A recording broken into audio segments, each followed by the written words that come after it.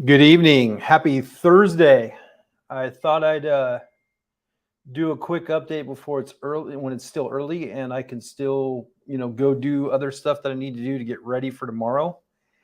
And so I want to kind of give you an update and touch base about, what we have going on tomorrow. And so what we have going on tomorrow is going to be the. Give me 1 second to. I'm trying to get my text set up here. It's challenging being on the road because I don't have the things that I would normally have, and and so I'm trying to make the best of what I got with the situation. So you guys can see me, you guys can hear me. Obviously, you can see my piano. I'll be playing the Midnight Sonata in a little bit. It's a joke. I've got plenty of jokes today. It's been a really rough day. So if you guys can see me and hear me, please let me know in the comments. And this is something where the way this stuff works is I have to get this information out to you guys so you guys know kind of where we're at. And so today, obviously, it started, pretty like they've all started. Obviously, I started this morning I got up at 4:30. I was on the road to get up here and meet Larry at a reasonable time so we could get into Portland and do what we needed to do. And so it's been a tremendously long day after a long night last night. Yeah, but that's why I want to do this early so I can maybe get some sleep tonight because I'm exhausted. And so where we're at today, so we had some really, really,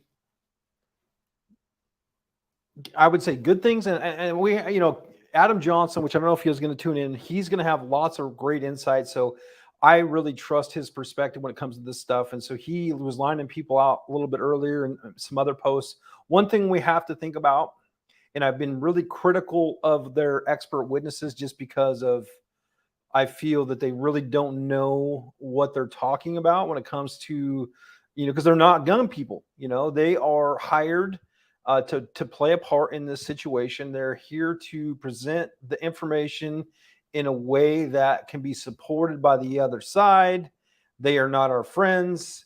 And so what we're doing right now in this situation is we're building a record. So everything from now through this whole trial has been getting everything on the record, because what's going to happen is, in reality, we're going to lose here. Okay. So, when we lose here, it's going to be appealed. It's going to go to the next court. Okay. So it's going to go to the Ninth Circuit of Appeals.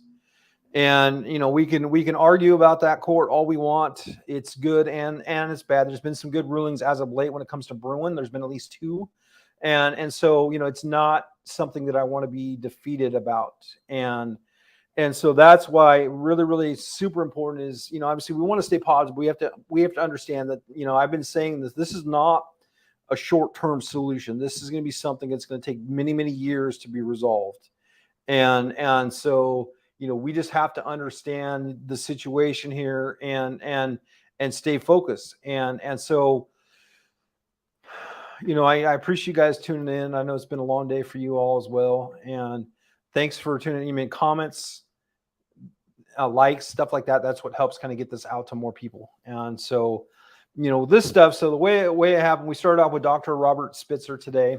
And so he was another political science major. This guy's been, New York University, Cornell, all these different, and so he's studied historical gun laws, all the way from the 19th century to the founding of our country. So what they're trying to do is they're trying to build this record, and they're going to apply Bruen, they're going to apply Heller, they're also going to apply the McDonald rulings, which came out of the Supreme Court, and we're looking in common use. So that's what they're trying to do is the other side has been trying to paint this, what has been in common use at the beginning of the founding of our country when the Second Amendment was ratified. And so that's why, what we were doing today and throughout the week is we are trying to interject our expert witnesses that have relevant information that will support our case, and they're trying to do the other way. So it's the opposite end of the spectrum. So, you can look at this, if we're going to play fun tonight, it's like the Hatfields and the McCoys, right? You have the good group and you have the bad group, and we're like a warring factions. And excuse me, we're all trying to score points. And so part of this process is, I spend a lot of time, taking notes. Like I have this notepad here, which you can't really see because my awesome background with my piano in the background.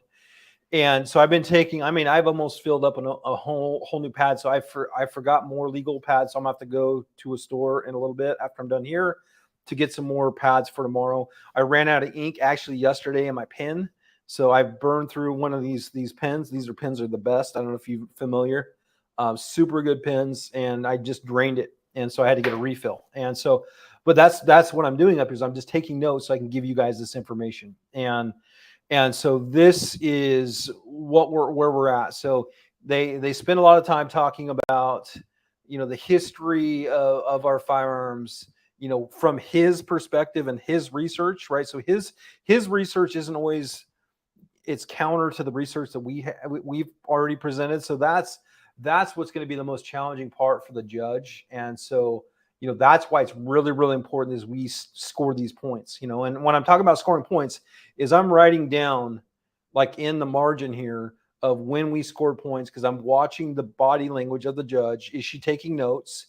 Is she look puzzled? There's many times today that she looked puzzled, so I wrote that down. And so a lot of the stuff with him, he was the one that was testifying virtually, right? And this guy, and so when we got to the cross-examination, which I put a post in here, is he was being cross-examined, and our side did a really, really good job of poking holes in what he was talking about. And at that point, what he did is he tried to refer back to his notes. He couldn't find out in his notes, and he was kind of trapped. And so what he did is he tried to log onto the internet, and we called him out on that. Everybody called him out on it. The judge, like, no, you can't be doing that, because he was under oath. This is like when we're talking about discovery, and the way this process works is for the evidence to be admissible in a court, it has to be presented ahead of time. It also has to be approved by our side if it's their witness. And so we have the ability to try to strike stuff. We have the ability to try to have it thrown out. And so in this situation, they could not afford to have something happen like that, because that would have been really counterproductive to what they're trying to do.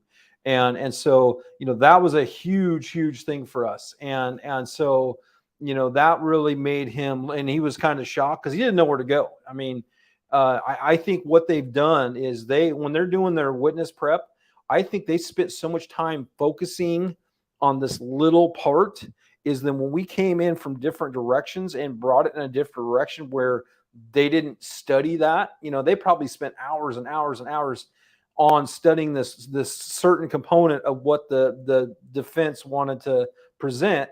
And so when we came in a back door or presented a different argument, that's when they totally fell apart. It happened multiple times, different witnesses today. And so I for that, we scored points. And so that's why I feel that, our attorney did some really, really good stuff. Obviously it's not enough. We have to look at this. This is not enough to win this. And in reality, if we do win this, it would be a miracle. And so, but what we have to do is get everything on the record, so that's going to follow all of this stuff to the next court. The next court's going to be in San Francisco. It's the Ninth Circuit of Appeals. And so, we want everything on the record. The problem with when we go down to San Francisco, this is a judge trial only. So there's not going to be any attorneys. There's not going to be, all they're going to do is they're going to look at all the thousands of pages, all the notes, everything related, all the evidence, all the exhibits, right? And what they're going to do is then they will make a ruling on that situation. And so if it goes our way, it could be a good thing, right? It probably would be appealed again automatically. And so in reality, it could go all the way to the Supreme Court. And that's what I anticipate. I've talked to a lot of other people that anticipate that as well. And so that's something to think about, is, this will most likely go to the Supreme Court. I think it's because the other side's so, hell-bent on pushing this thing through that they will stop at nothing. And I feel that we're on the obviously the opposite end of the spectrum there. We're gonna do the same thing because our cause is righteous here. But the problem is they have those endless resources. And So that's the biggest challenge. And so that was Dr. Robert Spitzer. Not a huge fan. Some of his bias that came out, and he talked about the BAR, the Browning automatic rifle, called it a nasty firearm, which it served a purpose when it was introduced back in World War One, and so I think that's the funnest part for me, is just learning about historical data when it comes to firearms, because I'm a collector. I love guns. It's just part of my culture, and it's completely normal, right? And so in the cross examination, they talked about the Bowie knife, and the Bowie knife, according to his research, was illegal in up to 18 to 25 states. And I mean, it's all in my notes. My notes are kind of chicken scratch because I was writing so fast. And so that's something to think about, is they're trying to tie regulation to early weapons, which was the clubs, all these other different like blunt force weapons, and then they brought in the pistols, and so what they're in the Bowie knife. So they're trying to paint a picture to the judge that it's completely normal behavior from the beginning of the founding of our country to restrict types of either weapons. I shouldn't say firearms; it's weapons, and so that's what they're trying to do.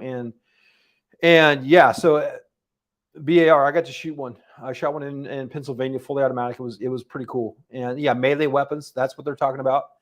Yeah, nasty equals awesome.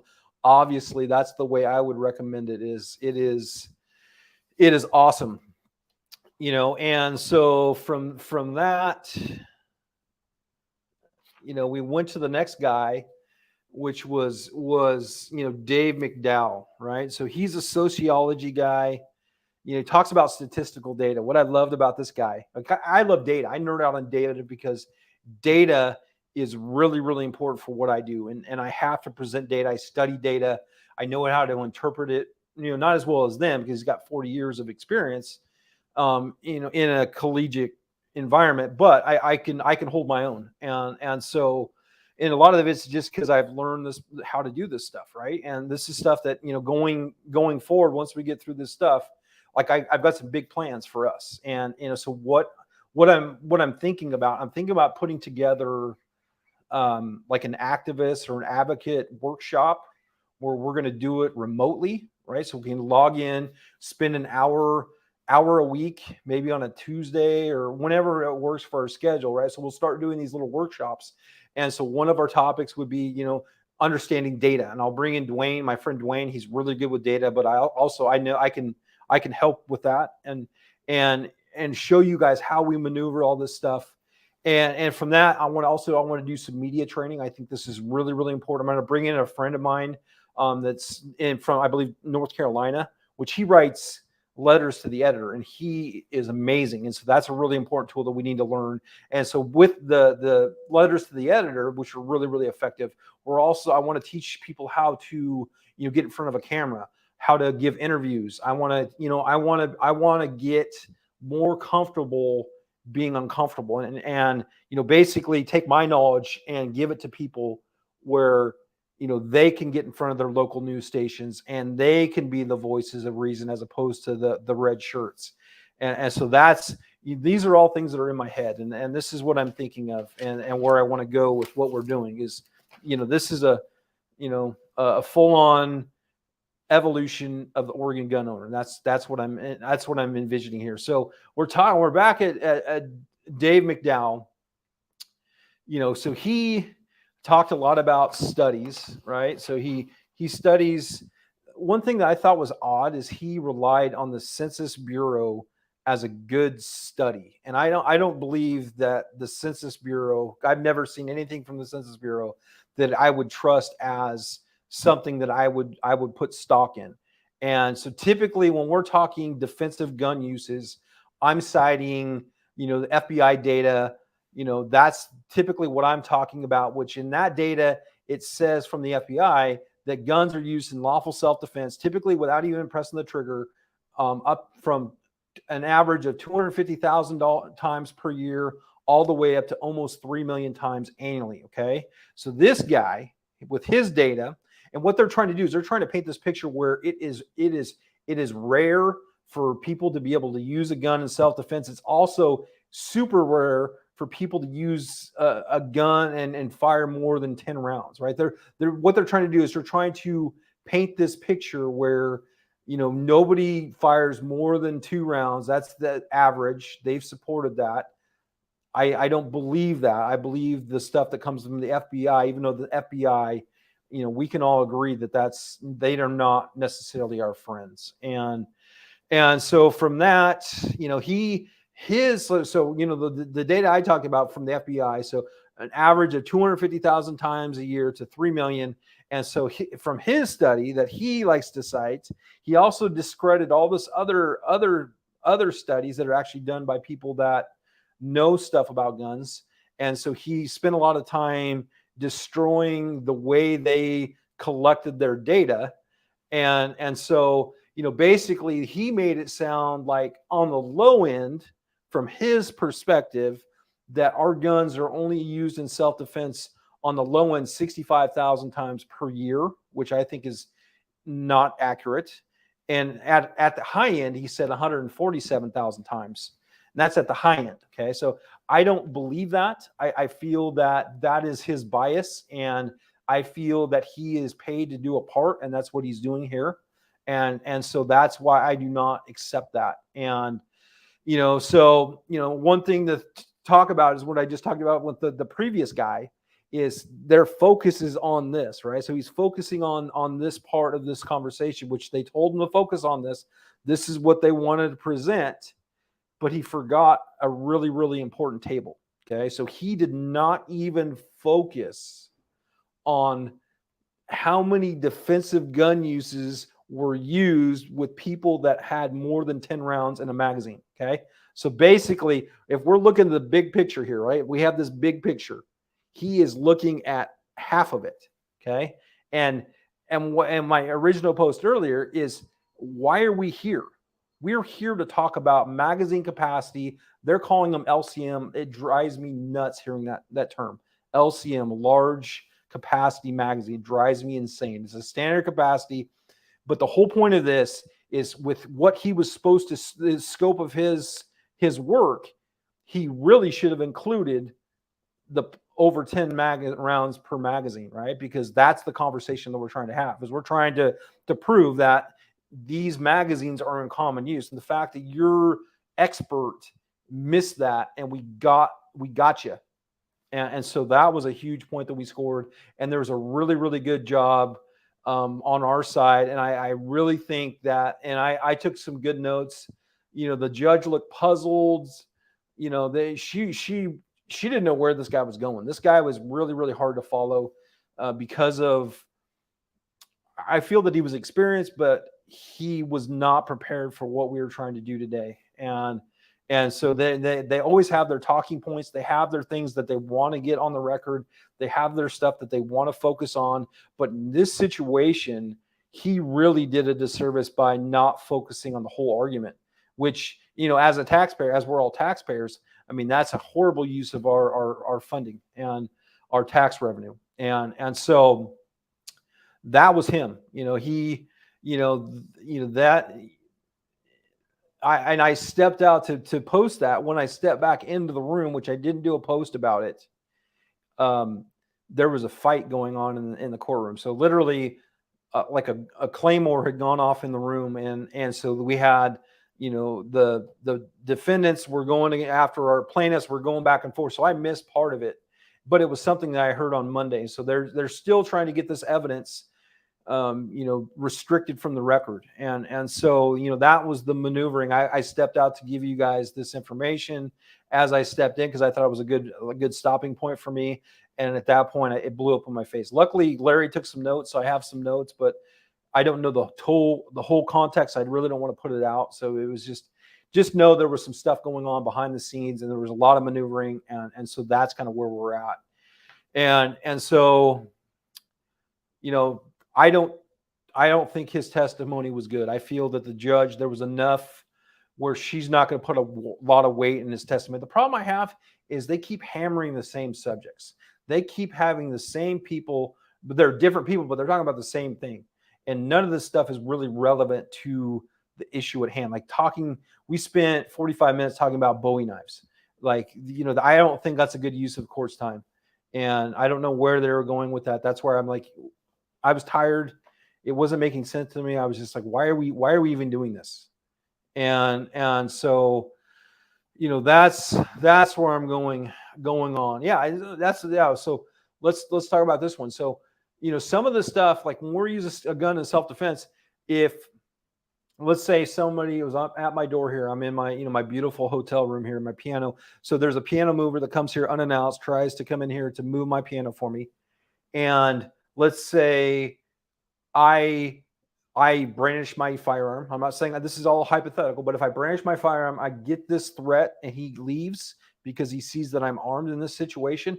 If I do not report that, if I don't call law enforcement or report it to any other source, that isn't recorded as a defensive gun use. Okay. So, that's where it probably would make sense that if I was put in that position to maybe put it on the record with law enforcement, say, hey, this guy just came in here. This is what I did.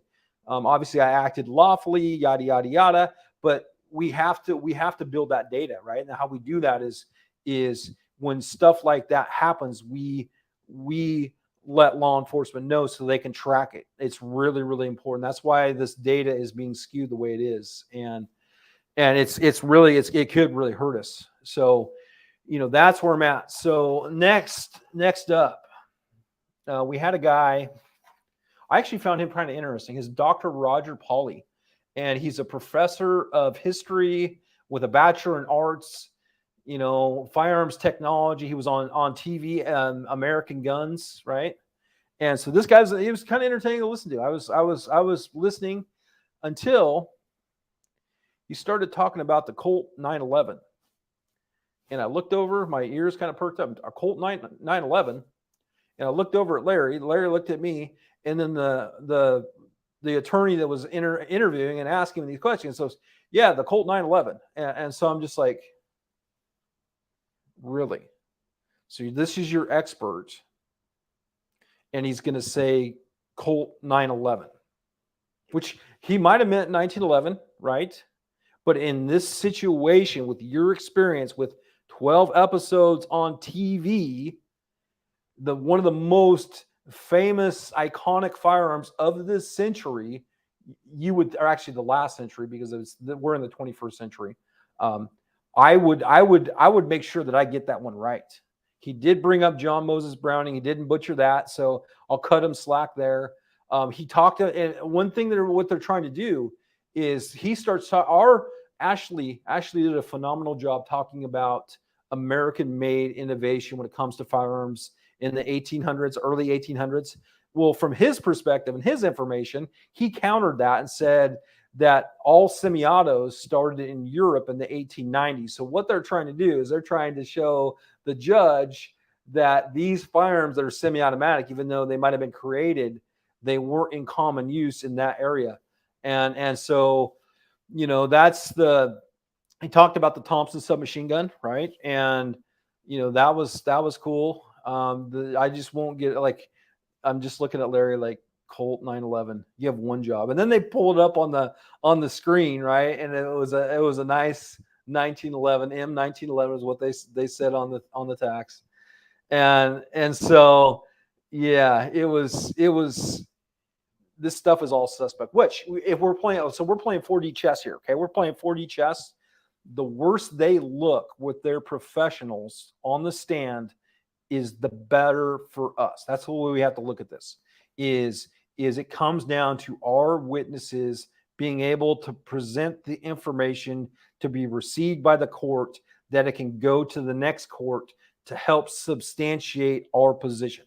So that's why we have to really, like, we have to understand as much as these are kind of like memes, like I should be making memes about these people. This is really something that's going to be beneficial for us in the long run, because this is a long run fight. One thing, Dan Mitchell, I got you on here. We started talking 45. We started talking 5.56, right? I don't know. And I didn't, my 5.56 doesn't come out at 3,300 feet per second. And so that was the one he kept talking about. AK-47. So we're talking about the AK-47. He's talking the muzzle velocity. Muzzle velocity 2,300. I don't do a lot with AK-47. I'm more of an AR-15 guy. You know, I don't shoot a bullet that fast, and I don't know many that are that fast. And if somebody can correct me, I meant to get it on the record. So if somebody can check that for me, the fact that a 3,300 feet per second projectile out of a 5.56, if somebody can verify that for me real quick. Oh, yeah, so 2,800 to, yeah, that's, so typically that's where I'm at, right? So depending on what I'm shooting, I'm at about 3,000. I thought I was kind of, when he was talking 3,300, and he talked about the M16. He talked about the M16. It was the muzzle velocity was at 3,300. I was like, that doesn't seem right. And I just haven't had time to follow up and double check his numbers. So I don't think that was right. And then he also, once he got to the AR-15, that's when he the same muzzle velocity at 3,300 feet per second.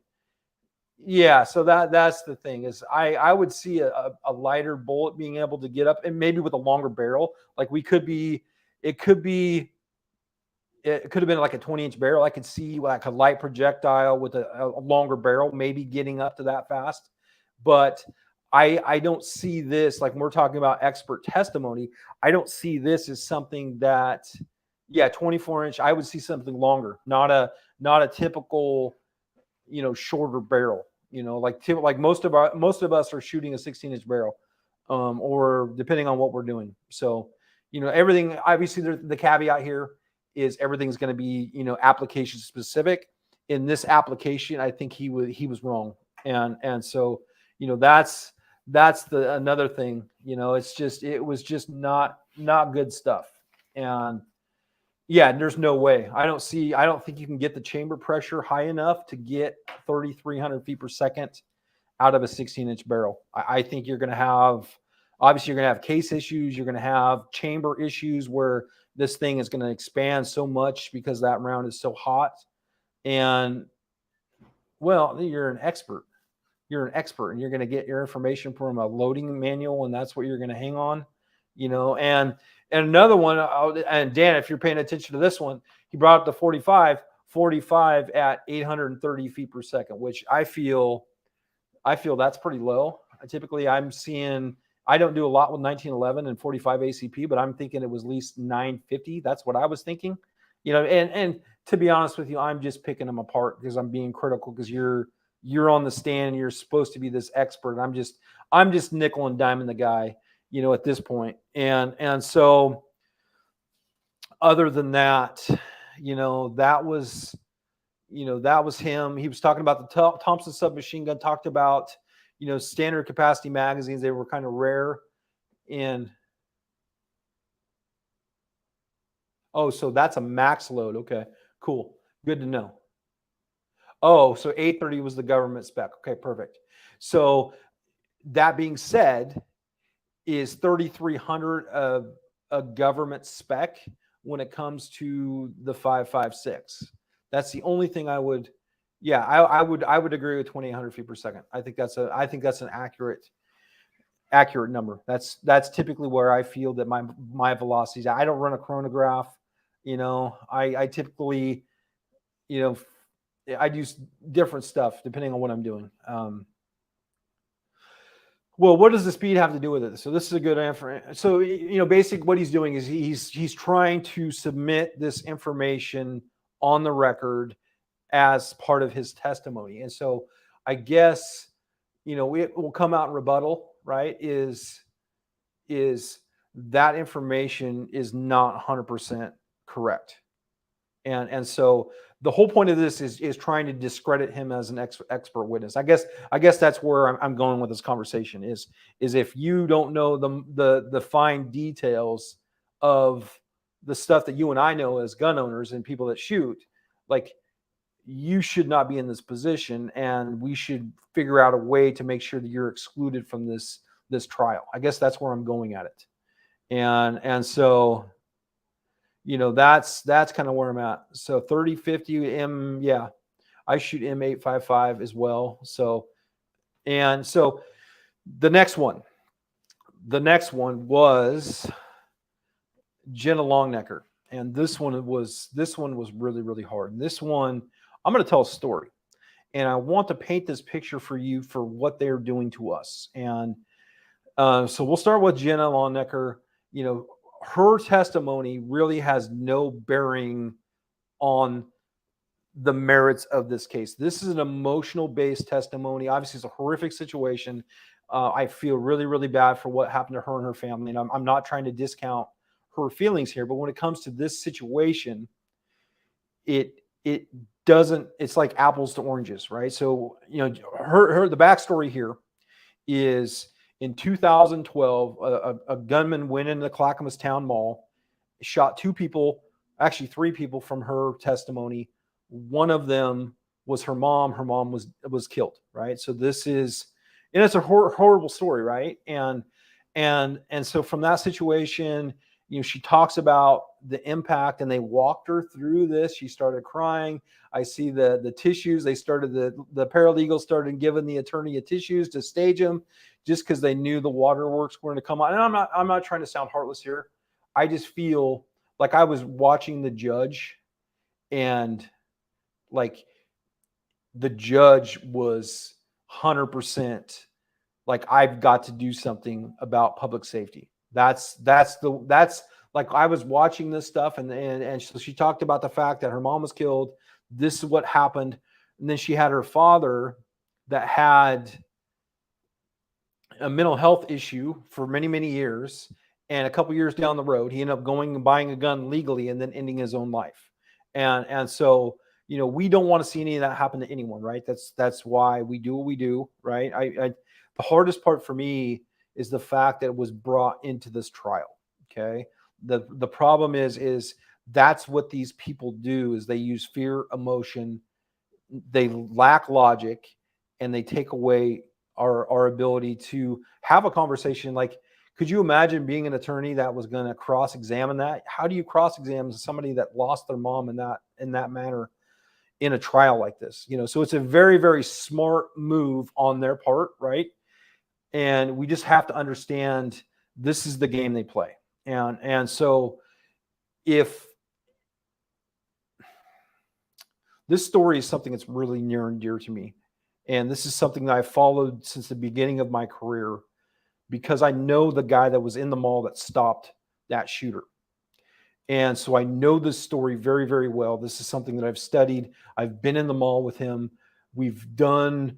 I walked through the mall. This was his first time back in the mall after this situation. So I know this story firsthand from his mouth. And it's not what she said it was. Obviously, she wasn't there.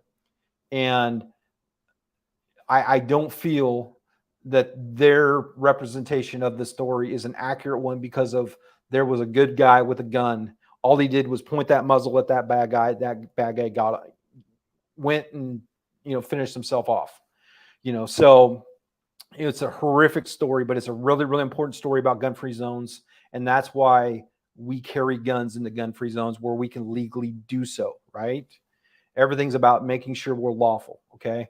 I remember vividly the day of, which typically something like this would not really catch my attention until you hear what happened afterwards, right? So I remember the day of, he posts on his social media his act of civil disobedience, right? Which is basically him appendix carrying a Glock 22. He pulls up his shirt. He's still in his vehicle, just kind of does a little post on social media, and then goes into the mall with his family, right? It was, you know, something that we do. It's kind of a ha ha ha, you know, we do funny posts like that. We had no idea the levity of that post, right?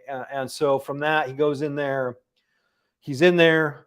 He hears shooting in the food court, right? So he gets his family to somewhat cover. There's not real good cover inside the mall. He gets them inside of a jewelry store, which has a curved glass, you know, and so, you know, gunshots are going off. This guy's coming down the breezeway. It was probably he said from his situation, it was probably almost a good 40-yard shot, right? And so he was behind this curved glass. The guy could not see him. and this guy, is doing what he's doing. Obviously, already had shot 2 people. He had a malfunction with the AR-15, so obviously this gun was stolen from a roommate. And so at that position, at that time, finally, Nick's family was, in that jewelry store with some other people. They're hidden in the back, and he finally, he steps out, goes to a full draw, and aligns that sight, and he says that the guy was wearing a ski mask, and he could just see kind of the brown of his neck as he kind of turned, because he didn't know Nick was there. Nick stepped out, and it wasn't necessarily the best move for him because he didn't really have any good cover. He just had that glass, curvature right there. And so he goes full presentation, getting ready to press that trigger. He said the sound of the maul just went away. The adrenaline, just his ears just shut down, his body, full on adrenaline dump.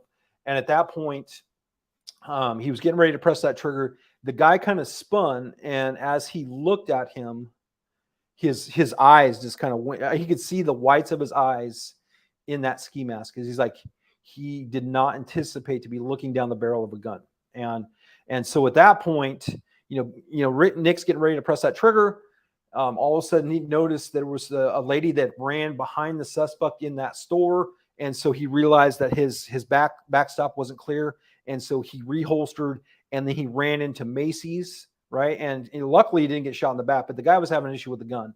And so from Macy's, there's like a hallway that this gunman went down, and that's where he swallowed that. And so like our first back to the story is, I went in there the first time he'd been back there. It was probably 6 months after, so it was still raw for him what had happened. And so we went in there, we walked through the food court, and it was like he was back in, like, it was like real time. And so then he's doing finger guns and all this stuff. I'm like, whoa, Nick, chill, just chill, like, because he's reliving this form of trauma, right? And when I'm in there with him, I'm looking at somebody, like, all the angles. I'm looking elevated position. I'm looking all these different things where if he wouldn't have done what he did that day, and that guy knew what he was doing, many people would have died that day. Just because just all the different angles where somebody could have been hurt in this situation. And so from that, he showed me where he was at, where he kept his family. And then we went down in that little hallway. And then I saw where they cut out a chunk of conduit where that bullet had gone through that conduit. And then they put a new piece of conduit there and painted it all up to make it look like nothing had happened. So that was kind of surreal. And so from that situation, we left. It was pretty raw. It was pretty emotional. I think I didn't anticipate it was gonna be like that. I thought we're gonna meet and just kind of go through it and kind of, and I wanted to learn about it because it was something that, like, as an instructor, these gun-free zones, active killings is something that's always interests me. You know what I mean? And so from that, it was wild. And so I feel that what they did today is they only got to they presented what they wanted that judge to see to get that emotional buy-in, without the fact of presenting the fact that there was a good person in that situation with a gun and he didn't fire a shot. All he did was just muzzle the guy, So I don't feel good about that. I feel like it was very dishonest. Also, we're talking about her history. So her history is she's helped ever since then. She's become an advocate or an activist to take away your rights. And so she spent 3 years here developing, the network to help strengthen our gun laws here. And she's behind some of these gun laws. From that, she went on, she said national nonprofit, right? And that's the thing, is I wish we would have keyed in on that, is we should know that national nonprofit. The national nonprofit is Moms Demand Action or Everytown. That's what we should know. And because I think that speaks to the bias. And I believe that the judge deserves to know that situation, right? As much as the judge was fully committed to that testimony, you have to understand that there's a bias there. And obviously it's it's a justifiable bias. You lose two of your parents to, quote unquote gun violence. I completely understand it and I get it. And so I out of respect, I'm kind in this situation because of the trauma, but in the end of the day, I hope that it's struck down. We tried to strike it down and they denied it. And, but the judge did say that, she's not going to put a lot of weight on it, but I did see that it was definitely, it was tearing at her heartstrings. And so, that's where we got on to the final parts where we're prepping for tomorrow. So for tomorrow, and I'm going to wrap this up so I can go get some dinner, and because I haven't eaten yet, and get some stuff for tomorrow.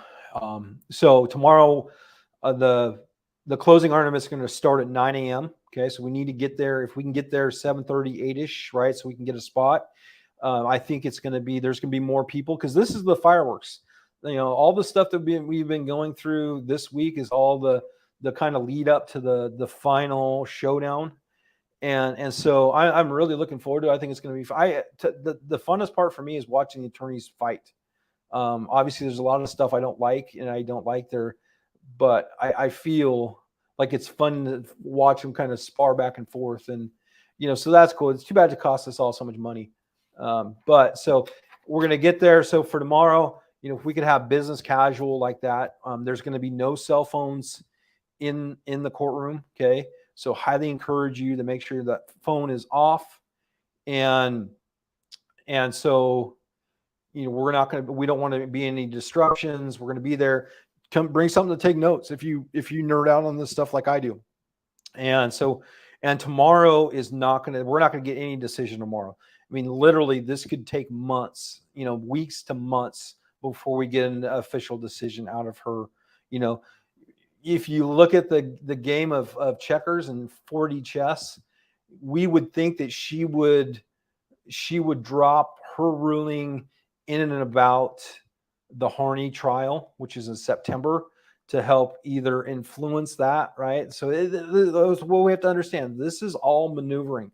This is all, this is all structured. This is all pre-planned and scripted. And so we just have to be patient and understand that this is just a step in the game and it's going to take time. And no, right here. This is 100%. No. This is I don't know who put this. I see Ray Martell.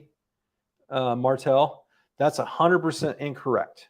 Just because, and everybody hung up a lot of it, and this since the beginning of this, I've been trying to correct this. Okay, just because she was a Trump appointee does not mean she is our friend. Okay, there's enough evidence and previous ruling that she is not pro law enforcement. She's definitely not pro Second Amendment. And so, that's, I want people to erase that just because, Trump, nominated her for this position, right?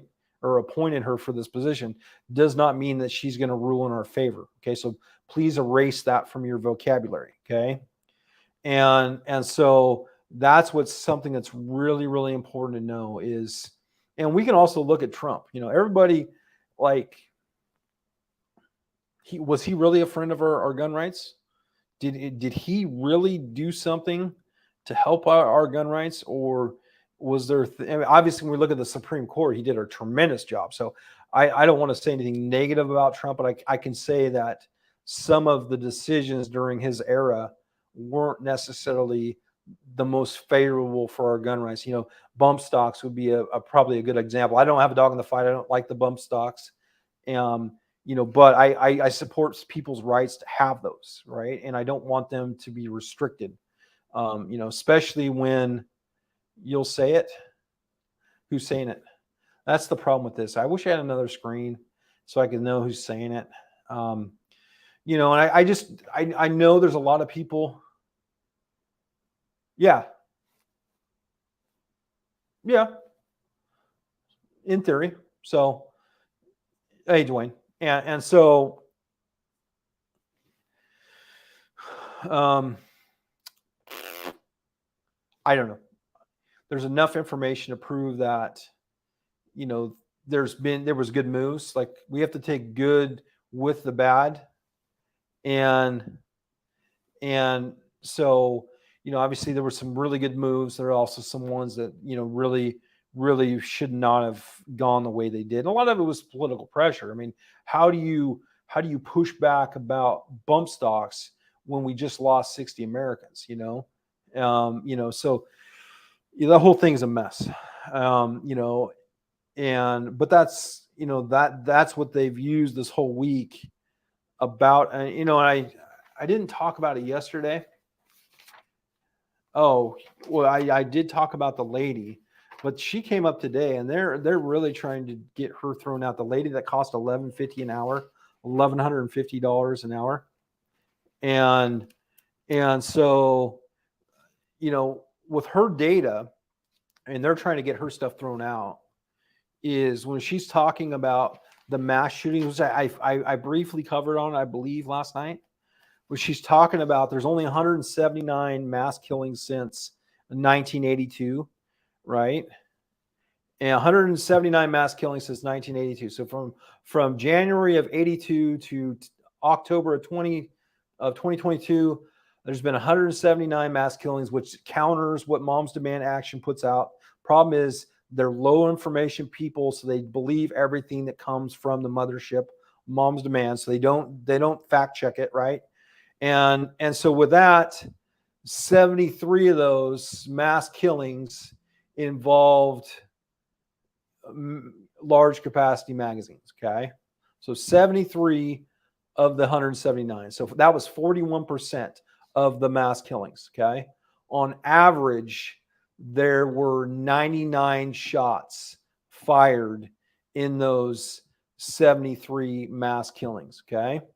The problem is that she lumped in Las Vegas, right? Which in Las Vegas, the data showed that there was over 1,100 rounds fired in that shooting, right? So that's going to spike my data and drive up the amount of shots are fired per killing, right? Which they love, because then they present that to the judge and say, every killing, the average is 99 shots, right? So we need to take away a 10+1 magazine, right? Or a 17 round magazine, because on average, there's 99 shots fired, and which is totally misleading, but that's the way this game is played. And so, that's kind of where I'm at. So I hope that all makes sense. So tomorrow I'm going to be there. I'm going to be there early. I'll probably be there by 7:30. I'm going to park differently today. I'm totally disappointed in myself. Cost myself $65. Really mad about that. And because I wasn't paying attention, because I always have to turn off my phone. So I wasn't paying attention to my time. And so it cost me. And so I'm going to park in a different spot tomorrow. I'm going to park in a parking garage, because I do have my vehicle. So I'll be able to pay for the whole day. So it'd be cheaper that way for me to park. So I do recommend the map that I put in here, which I can refresh it. It has parking locations. There's 2 different parking locations.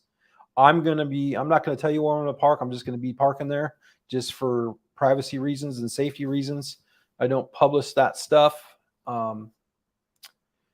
And that's kind of where I'm at. And so we'll plan on seeing you tomorrow. And if who's ever going, please, let me know. And so we can rally, and then we'll go through security together. They know the security is really, really great people. And see that right there? See that? We also have to understand the audience, right? The audience is CNN, right? So obviously, he's probably I'm going to give him the benefit of the doubt. I think he's a smart enough man to know not to step on that landmine. But I'm also going to talk to it's the crowd that he's talking to, so maybe it's a politicking. So I'm going to give him the benefit of the doubt. But our firearms are not a privilege. Driving my vehicle is a privilege. Okay, I have a constitutionally protected right to keep and bear arms, and that is not up for debate. So whoever dropped that, thank you for supporting my position. And I'm not saying that Trump's a bad guy. I'm not saying that by any means, because I know there's a lot of people that believe in him. And I think the policies, the business policies, all that stuff, super great. And our country was really doing well under his leadership. And so I don't want to think anybody that I'm anti-Trump. I look at policy, and I look at, you know, things that maybe set us back. And that's where I'm kind of but I really don't know who's going to be better in this situation. So it's a mess. We got time. I'm not going to worry about that. I'm going to worry about tomorrow. And so I'll see you in the morning if you guys can be there. And I appreciate you guys tuning in. Well, I don't know. I don't know. I would love, like, whoever put that post in here, right? If you could track down a link to support that, I would love that. So whoever put that is... Hey, Rick, could you find that quote and put it in this video to support this situation here? I really, really appreciate it. I really like links. I really like supporting data. The other day I got called a Facebook police officer because of I deleted a comment that I really, really didn't like because it was a generalization. There was no data supporting it. And it was very inflammatory. I'm like, I took it down. Then it was the passive aggressive. Why'd you do this? Blah, blah, blah. So then I had to come back and explain to him, like, this is what you did. You didn't have supporting data of your position. Your position was more of a generalization than real fact. It was more opinion. And so that's why I took it down. Okay. And, you know, so I really, if you guys can support those links, that would be amazing. And that way, you know, if it's not 100% accurate, then that's not a problem. We'll just delete that comment, right? But if it's something that we can verify, it's a verified thing, I think that people should know, especially getting all rallied up for the next election. We got to know, you know, who our people are and who we're going to support, you know. So always bring the links. And so the way I look at data, I'm going to finish with this, okay? So typically, I always have a link. Problem with links is sometimes they get broken. Sometimes they can be deleted by the user. So the links are not the greatest. The best is going to be a screen capture of that quote with the link. So even if that link dies, we still have the photo itself that we can reference. I really hate, and I do a lot of declining of this, is just a screen cap. I want to have, because I don't know the context. I got to know the context. That's the thing is I can basically take pictures of whatever I want and present just a little bit of that information to prove what I want to prove. And I feel that we're all about presenting good information. We have to present the whole case, right? And so we have to have screen cap with the photo. You know, that's the best bet. Typically what I'm doing, I'm just putting links. No way. I'm at a hunting lodge right now. I'm getting ready to, you know, tickle the ivories. How dare you? How dare you? I tried to find the beach. I couldn't find the beach because the beach is that way. I'm just kidding. But yeah, this is what they gave me. It was either that. Let's see this. Let's see what my settings are. Give me 1 second. I'm gonna play a joke on you guys. Just a second. So here it is. So my back is against the wall here, you know, and so, you know, that's modern technology at its finest. I like the other one because I like the funny piano. So anyways, I'm gonna get off here. I'm gonna go have dinner. And so, yeah, I appreciate you guys tuning in. The people that are coming, I will see you in the morning. Make sure you get there early enough. No, I have been checking my blade, which is really, really cool. Like they've been, so every time I go through, I got a stiletto flashlight, which is super, super bright. And they've been totally, the marshals have been digging my flashlight, and I always surrender my blade every time. And so I've been carrying a blade to court. I come in and say, hey, by the way, I have a blade, and they give me a little, they take my blade, and then they give me a little thing that I pick up at the end and get my blade back. So that's been cool. No firearms, definitely. It's federal property. So it'd be really, really cool. Try to bring stuff that's going to be easy for you to get through. Security. So probably shoes without any kind of metal sole. I just have slip-ons. So it makes it, if I ever have to take them off, I can just slip them off. Belt, make sure the belt's easy to come on and off because they're going to check you for that. Smart watches, they're going to make you take them off. You know, so it's pretty serious security. They're very, very professional. So but we're gonna have a big line. So that's what I'm saying is make sure you get there early enough where we can get through that situation where we can get up there so we can get ready to get the seat, because it's going to be, there's probably all the red shirts will be there tomorrow. This is going to be the fireworks. So tomorrow is like, if you can be there, it's going to be fun, or as fun as this stuff can be.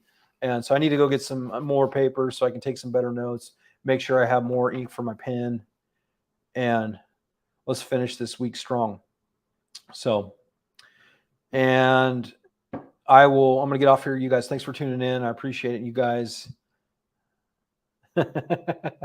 It's going to be like that. It really is. And it's just, we just have to we got to be polite, be professional, but have a plan to outwork everybody in that room. Okay. So that means we're going to outpress them. I'm going to be looking that, you see that thing I shared last night from the other side. I'm hoping that she did another update. I'm gonna put hers next to mine, right? Which I did. This was the video update. I'm gonna put my thoughts together on paper, and write out another, which I'll do later on tonight, hopefully at a decent hour. No, absolutely not. There was no cameras allowed in the room, and so that's another thing to think about too. Is make sure your phones are going to be off. We're not allowed to. There was a lady that was escorted out today because she took a picture of the judge. So they take that very seriously. They do not, and in federal court, it is illegal to record the judge. And absolutely, that's the next step. So that's all we're doing right now is we're just setting it up for, the next court. That's all that's going to happen. So in reality, we win, they're going to appeal. If they win, we're going to appeal. So no matter what, this is going to the next court. So we just have to do it right. And so, that's why, us representing our neighbors is really, really important. We show up in a professional manner and be ready to be a part of this situation, show support. Oh, sorry. Yeah, it's been a long day. I apologize. I'm not mad. I'm just using it as a teachable moment. Like, make sure you don't have. Would it make it easier if I did this? Would it be easier on you? Because then I don't look so serious. Because now I'm more like I'm business casual here, right? So, anyways, thank you guys for tuning in. I can't tell you from the bottom of my heart how much it means to have the people that have showed up this week to give me support. Like, Andy Munson, John. We had Larry Turner a couple days. Kyle showed up. All the people. Adam Johnson was there. All those people that were there. Brad Lurie, the sheriff from Sherman County. He's a tremendous guy, and so those people, I'm so thankful to have them there with me and be there with them, and so, thank you for all of your support through all this. This has been probably one of the longer weeks I've had in this, just because I haven't been able to go home. I went home last night. I went home and just slept for 3 hours and then came back up. So, but I'm glad to do it for you guys. I'm glad to do it for myself, but let's turn it into something. Okay. Like, we can't get in this position ever again. We have to learn from this situation because they're going to be emboldened because they have the funding to do so. So we have to put the things in place to make sure this never can happen again. Okay. This should be your call to action to make sure that you guys are part of this process every step of the way, from the ballot box, from the legislative aspect, and from, the judicial, so this is really, really important. So I'm glad you guys are engaged. I'm glad you guys are rallying behind me. It really makes me feel good that I'm doing something to help you guys because it's helping me. It's helping take some of the pressure off me, even though there's a tremendous amount of pressure. But it is what it is. I'm going to keep going because I ain't going to lose. Yeah, I'm gonna win. I'm gonna dunk on them, and I'm gonna enjoy my rights. So, other than that, I'm gonna get off here. Thank you guys for tuning in, and I will see you tomorrow in the morning. And remember, court starts at 9, so be there by 8 a.m. to get ready. So, thanks. Have a good night.